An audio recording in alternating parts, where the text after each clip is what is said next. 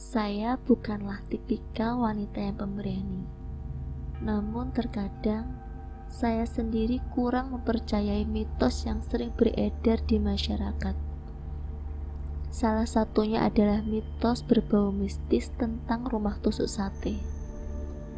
Kata orang-orang, rumah tusuk sate adalah rumah yang kuat dengan aura mistis.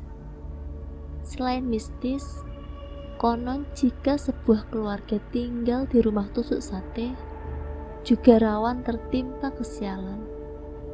Bagi saya, keberuntungan dan kesialan seseorang karena memang sudah takdir. Hingga akhirnya, saya pun sedikit demi sedikit ingin mempercayai soal mitos ini. Sepenggal cerita horor yang dikisahkan oleh kakak saya tentang rumah tusuk sate membuat bulu kuduk saya merinding. Kisah ini bermula dari pengalaman kakak saya yang tinggal di bilangan kota Denpasar, Bali. Sebut saja kakak saya ini dengan Felis.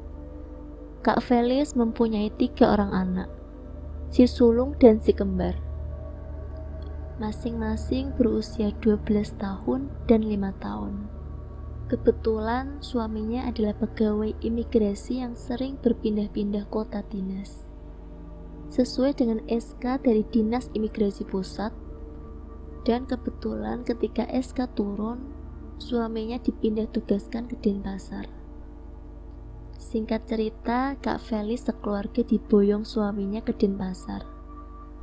Karena memperhitungkan masa dinas suaminya di kota tersebut, akhirnya Kak Felis memutuskan untuk menempati salah satu rumah dinas Kementerian Hukum dan HAM yang terletak di bilangan Gatot Subroto, Denpasar.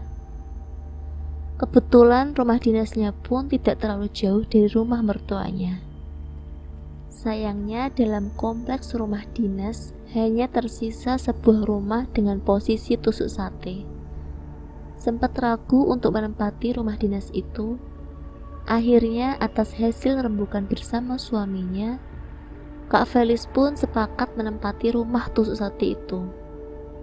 Meskipun sebenarnya ia sedikit cemas soal mitos tusuk sate, tapi apa boleh buat, dengan segenap hati Kak Felis berusaha meyakinkan diri bahwa tidak akan ada hal buruk yang terjadi selama ia dan keluarganya menempati rumah itu. Sebenarnya rumah tusuk sate ini memiliki halaman dan ukuran yang lumayan luas. Namun karena sudah cukup lama tidak ditempati, kondisi rumah saat itu terbilang tidak terawat. Semak belukar tumbuh subur di halaman rumah. Keadaan plafon nyaris ambrol dan terlihat bolong di sana-sini. Namun bagi Kak Felis, bagian rumah yang paling membuat bulu kuduknya berdiri adalah halaman belakang rumah. Menurutnya, halaman belakang rumah itu disediakan sebagai lahan untuk menjemur pakaian. Hanya saja karena memang lama tidak ditempati, suasana halaman belakang terasa samun alias horor. Karena begitu ia menjamah bagian belakang rumah, yang terlihat adalah pohon kamboja yang tumbuh subur dengan bunga-bunga kamboja yang berguguran di bawahnya.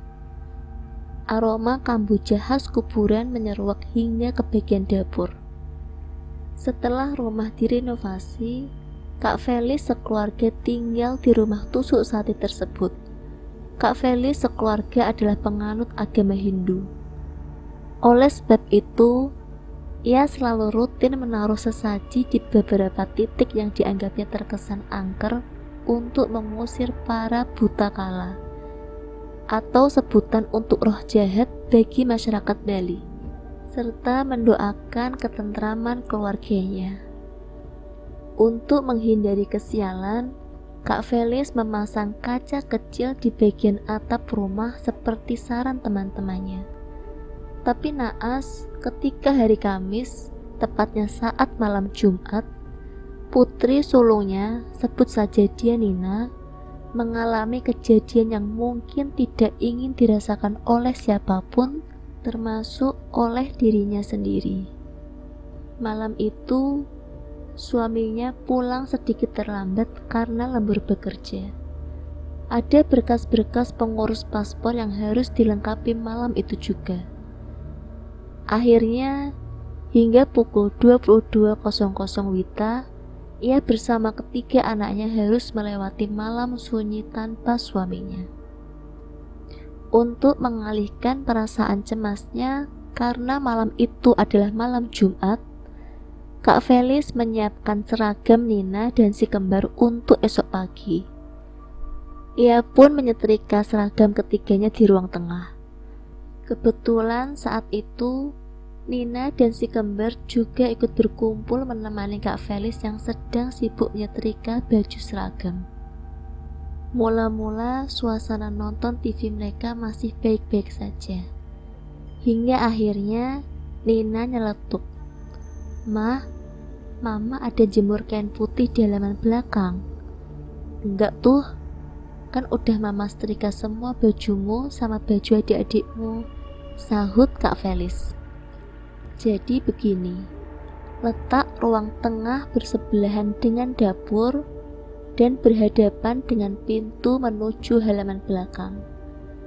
Di dapur, di bagian dinding atas, dipasangi ventilasi kaca yang menghadap langsung ke halaman belakang.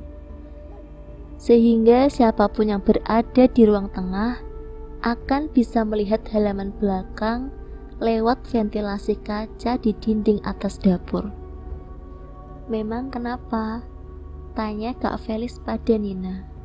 "Enggak Ma, enggak apa-apa," jawab Nina buru-buru masuk kamar. Karena terdorong rasa penasaran, akhirnya Kak Felis berdiri di posisi semula Nina yang duduk menyerong menghadap dapur. Dan Kak Felis akhirnya mengetahui sebab Nina yang buru-buru memasuki kamar. Seorang wanita cantik duduk menggelantung di atas pohon kamboja dengan rambut panjang terurai, sedang menyeringai ke arahnya. "Ya Tuhan, ayo kita masuk ke kamar sama Kak Nina." Kemudian Kak Felis juga buru-buru masuk kamar.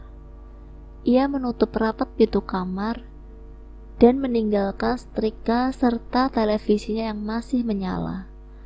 Beberapa menit kemudian, ia mencium bau wewangian tidak biasa.